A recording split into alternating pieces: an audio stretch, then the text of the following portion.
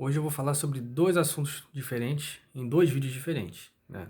Agora eu vou falar sobre o Fundo Nacional de Amortecimento e o que seria isso, né? Qual é a ideia por trás de um fundo para amortecer, né? Para suavizar o preço dos combustíveis, o preço dos derivados, e a Petrobras ela está corretíssima em fazer isso, se bem que não cabe à Petrobras, né, trazer um programa social desse porte. Claro, a empresa estatal ela tem ali o seu lado, o seu papel social, né? Mas caberia muito mais ao governo federal pensar nisso que a própria Petrobras em si. O governo federal, por meio da Petrobras, né, colocaria esse programa aí em vigência, mas pelo que parece ao contrário, né? A Petrobras está mandando no governo federal, né? E a Petrobras é uma empresa gigante que por muitas vezes segurou a economia do país, carregou a economia do país nas costas, né? Porque ela detém uma cadeia produtiva gigantesca, enorme, que acaba afetando muitas coisas que não tem necessariamente a ver com o mercado de petróleo, né, e de derivados de petróleo e por aí vai. Agora a Câmara está discutindo ali um fundo, né, que possa, no mínimo, suavizar as variações do preço internacional do petróleo, e ninguém fala em mudar a política de preço da Petrobras. De fato, não é necessário que se mude essa política de preços, a gente pode fazer por meios mais inteligentes, só que esse fundo não tem fundo, né? Os caras não conseguiram pensar ainda de onde vão tirar o dinheiro disso. Eu dou a solução para vocês, meus amigos. Dou a solução. Não é aquela coisa de você dá soluções fáceis para problemas complexos. Não, isso não é fácil. Não é fácil porque o Brasil ainda tem um pensamento muito conservador na economia, e isso prejudica e sempre prejudicou a gente. Sempre prejudicou a gente. A exemplo do próprio Getúlio Vargas, que teve, e isso foi importante, tá? Eu não sou contra isso ter acontecido, que teve de tomar iniciativa, né, para começar a industrializar o Brasil. Ele industrializou o Brasil de uma forma estatizante, né? O que muitas pessoas são contra hoje. Mas quem era o capital privado que iria construir Itaipu, ou melhor, a Eletrobras, que Itaipu veio depois do regime militar? Não vamos confundir as coisas aqui. Mas quem era o capitalista que iria construir a Embratel, a Petrobras, né? A Eletrobras, a Embratel veio depois também no regime militar, a Eletrobras e a Petrobras ainda durante o governo Vargas, né? Então a gente vê que é um assunto que, de fato, se olhar para a história econômica do país, você vê que não tinha capitalista interessado nisso, até porque o risco, segundo eles, era muito grande. Então o Estado, como um certo provedor ali, naquele momento, tomou a iniciativa de criar essas essas empresas estatais e com isso criaram uma cadeia gigantesca de empresas privadas ao redor. Uma prova disso é a própria Petrobras, né? O que acontece? Eles estão querendo tirar, pelo menos o Bolsonaro já disse, não, vamos usar os dividendos da empresa. Mas aí a União fica sem receita. A União quer ficar sem receita? Pois é. E aí? A gente podia fazer como os Emirados fazem, né? Os Emirados Árabes, eles simplesmente pegam ali uma parte, né? Uma parte dos impostos e criam fundos que investem em empresas grandes, como por exemplo Apple, Microsoft, Google, e usam os rendimentos desse fundo, um fundo que investe em empresas, que compra empresas, né? A própria Irlanda, por exemplo, também tem um fundo como esse que investe na Apple, né? A Irlanda quase é dona da Apple, vamos dizer assim, por conta desse fundo ser um grande acionista, né, da Apple.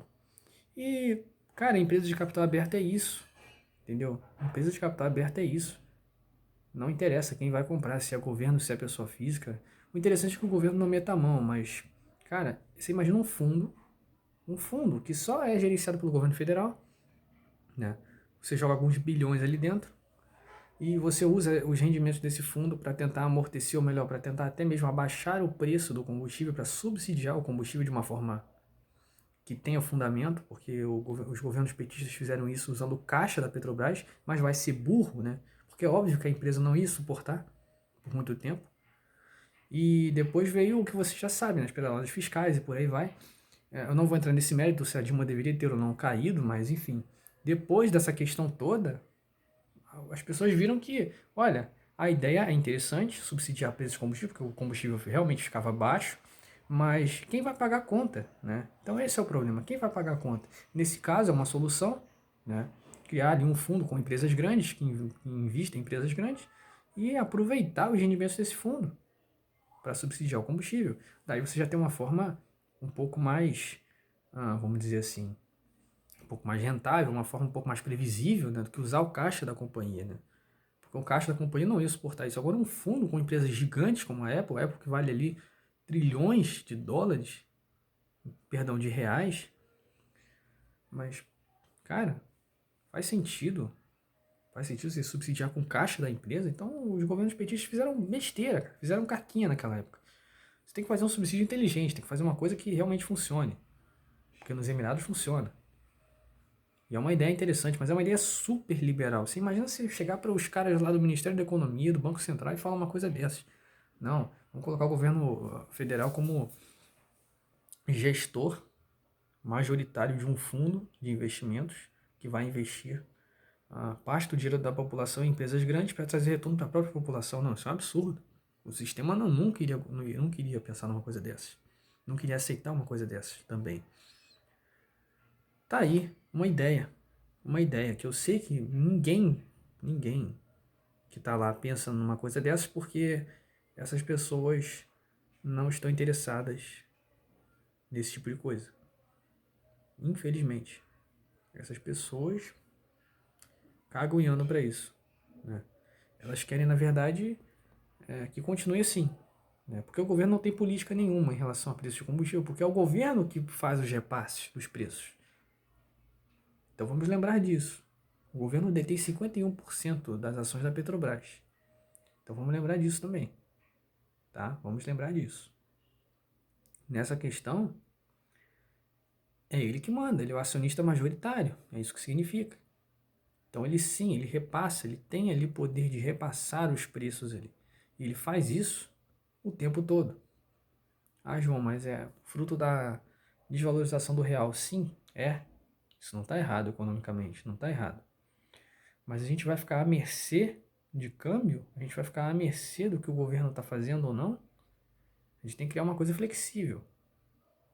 Vamos criar uma coisa flexível. O mundo está passando por uma crise energética agora.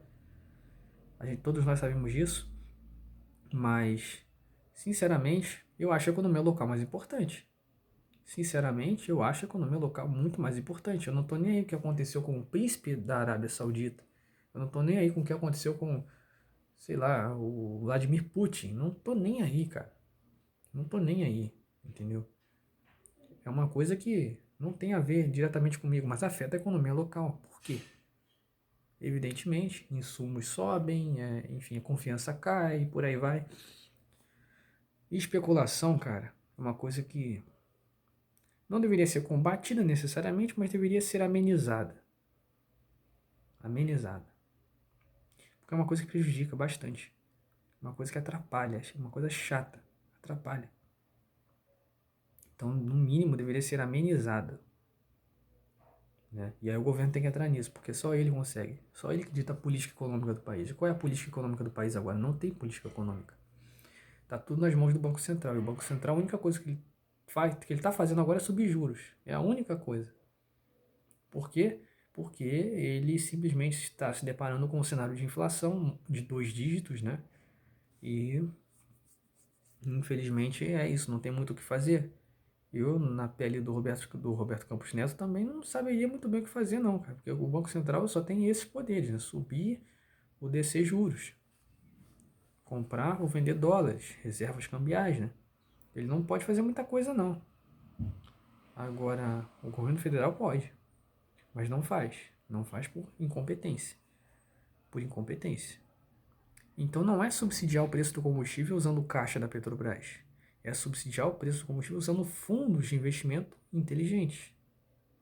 João, de onde vai tirar o dinheiro? Cara, o governo tem dinheiro. O governo ele tem dinheiro. Tivemos superávit agora.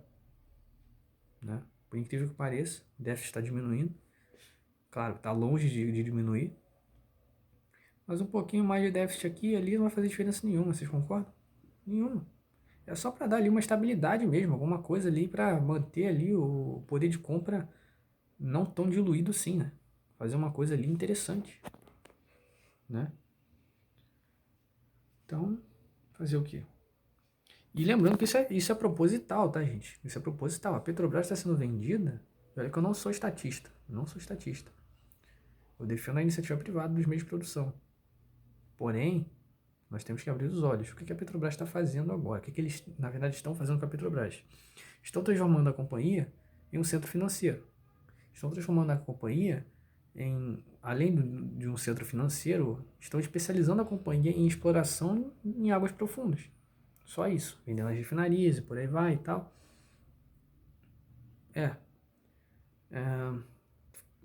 Criando aqui uma competição forçada, né? Teoricamente. E aí, outra coisa que fizeram com a BR Distribuidora, que ninguém fala isso, é que subiram os preços absurdamente. Os preços na BR Distribuidora, que agora é Vibra, né? Já é outra companhia, foi vendida. Cara, os preços são muito maiores que nos outros postos. Vocês podem comparar isso, comparem. Quanto que vale, quanto que é o preço na BR e quanto que é o preço num posto privado. Que agora a BR já é privada novamente. Cara, não tem nem comparação. Você vai ver que os preços são muito menores. Há ali um deságio em relação à referência que é a BR Distribuidora.